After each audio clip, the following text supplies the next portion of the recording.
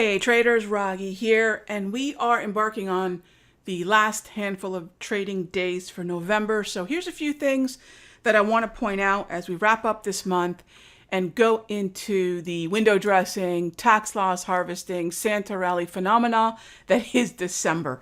We're taking a look at the NASDAQ right now, and again, we are looking at an overall uptrend in the NAS that's being fueled by two key, if not three key sectors: technology, communications, and semiconductors. And even NVIDIA has managed to bounce back pretty resiliently in terms of the post-earnings volatility. SMH uptrend is definitely nicely intact. And as long as these cylinders are moving higher, this is the majority of the Magnificent Seven. Now, you'll notice I did not mention consumer discretionary, mainly because Tesla's been a little bit of a laggard.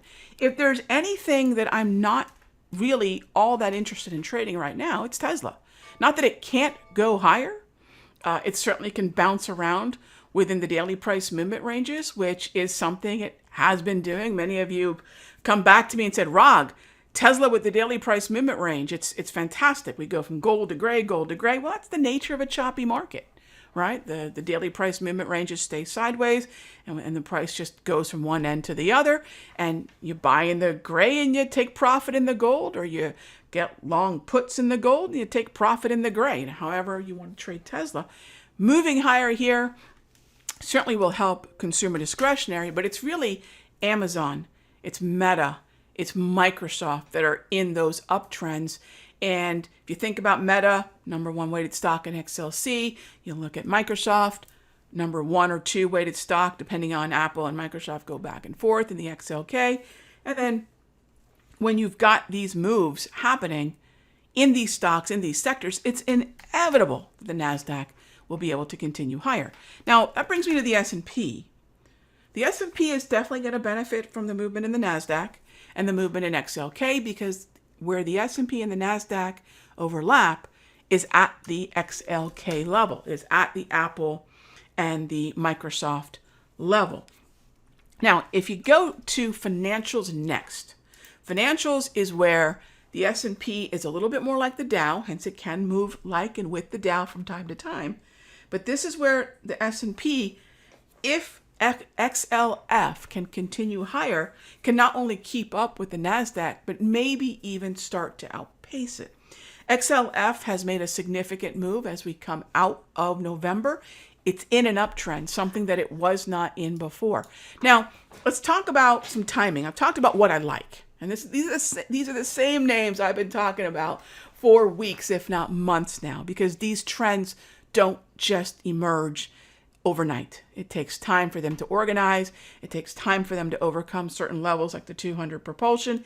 It takes time for the moving averages to align and indicate that the path of least resistance is up, right? All these things take time, and now we have the clarity going into a great month where strength should get stronger and weakness should get weaker. Now, as much as I've talked about strength getting stronger, let's take the flip side of that, the weakness getting weaker. Rog, where is that going to happen? RTY and the KRE. I've talked about Russell and regional banks as being extremely susceptible to tax loss harvesting, to more weakness, because they're down on the 200 propulsion, and the KRE regional banks are down on the year. Another thing down on the year are bonds and bond funds, your TLT, your ZBs, your IEFs. They're going to be under some weight because when we think about the reality of tax loss harvesting, it's a matter of which stocks are really vulnerable. Well, which ones are they? Under the 200, under the January 3, 2023 close, just simply being down on the year, negative on the year.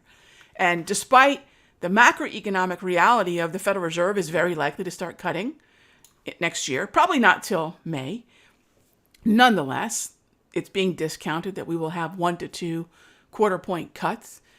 Even though that's the reality, look, money managers, traders, investors, they can do that in January. So expect some tax loss harvesting to push TLT down, ZB down, ZN down, and then look for these opportunities. I would add KRE and even XLV into the mix come next year, which means sector rotation, right? Taking profit in really hot corners of the market and putting that money to work in cooler parts of the market, right? And that's going to disproportionately help the Dow and the S&P, even the Russell to a certain degree. So if we're talking, the end of January, I'm not going to have necessarily the same bullish vibe that I've got going into the beginning of December. The beginning of the year is sector rotation. The beginning of the year is bargain hunting. And that's not going to be in stocks that are named Microsoft or Amazon or Meta. Not that they're going to turn into downtrends, but a lot of times sector rotation is going to mean, well, do I really want to buy more Microsoft at $390 or $400? Or is it time to start looking at something like a Johnson & Johnson, right? Or maybe not even Johnson & Johnson, maybe other names within healthcare, maybe just healthcare itself, trying to take advantage of a market that's on the verge of trying to get back above the 200, but hasn't had a strong Q3, Q4.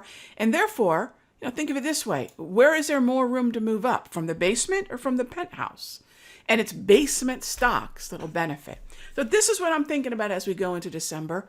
This is what I'm thinking about as I go into tax loss harvesting, window dressing. And then remember, January is window undressing, right? Bargain hunting, however you want to think about it. But I want to stick with where it's strong. I don't want to start bargain hunting yet. And this is where we're at. Now, a previous video, I said keep the time frame short, focus on the 1 hour. That's still what I'm going to do. Day trading is still difficult. We're having some decent follow through. Today we had some challenges with the Russell and regional banks, but we had a great trade in gold, whether that be GC or GLD. On GLD, we ended up, I believe, 3 times. We went 3x on our premium. We went 3x on our GLD calls, which is great. That's the kind of follow through that we're looking for.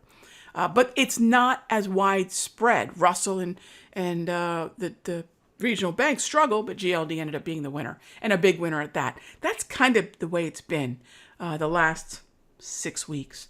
So definitely something I want to focus on. The second part, or the last part of this conversation is keep an eye on Thursday, PCE, the big inflation number. And then this week, Powell is speaking on Friday. So we will get to hear from Powell after we all get to see the PCE data.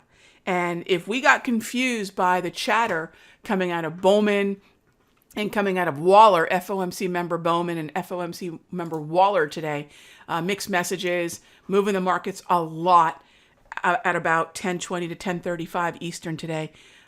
We're going to get a lot more clarity out of Powell in an environment where we understand where the inflation gauge that the Federal Reserve prefers to use is sitting at.